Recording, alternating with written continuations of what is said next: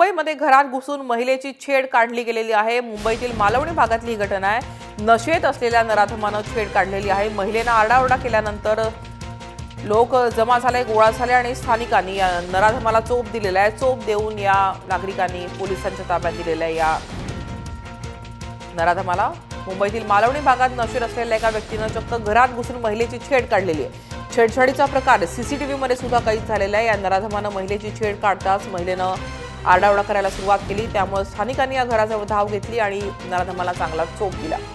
नराधमाला चोप दिल्यानंतर स्थानिकांनी त्याला पोलिसांच्या ताब्यात दिलेलं आहे। हा सगळा प्रकार सीसीटीव्हीमध्ये कैद झालेला आहे।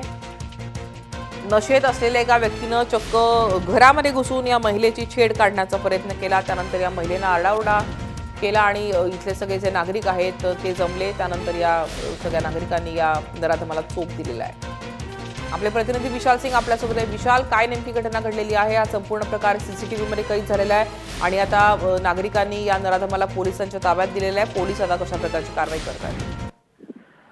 राष्ट्रमध्ये आपण पाहिलं तर संपूर्ण प्रक्रिया जी घटना घडली आहे ती सीसीटीव्ही कॅमेऱ्यामध्ये कैद झालेली आहे। ही घटना 2 दिवस आधीची आहे। एक महिला इतक्या घरी होती, त्याच वेळी जो आरोपी होता तिथे आला। तो त्यावेळी दारूच्या नशेमध्ये होता आणि त्यावेळी त्यांनी त्या महिलेची पहिले दरवाजाची खिडकी फटफट केली, महिलांनी दरवाजा उघडला। त्यानंतर हा जो पुरुष, हा जो आरोपी आहे तो जबरदस्ती त्या घरात घुसायचा प्रयत्न केला आणि आज जाऊन तिच्याशी अश्लील चाळी केली।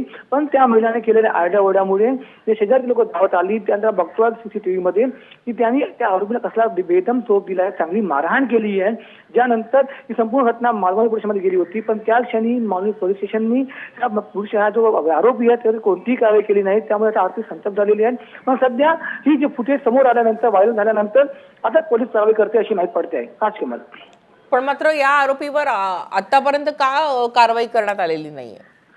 राजकमल, ज्या क्षणी पूर्ण घटना झाली त्या शेजारच्या लोकांनी त्याला पकडला, त्याला मारहाण केली, पण ज्यावेळी त्यांनी पोलिसांच्या ताब्यात दिला त्यावेळी पोलिसांनी कोणतीही कारवाई नाही केली।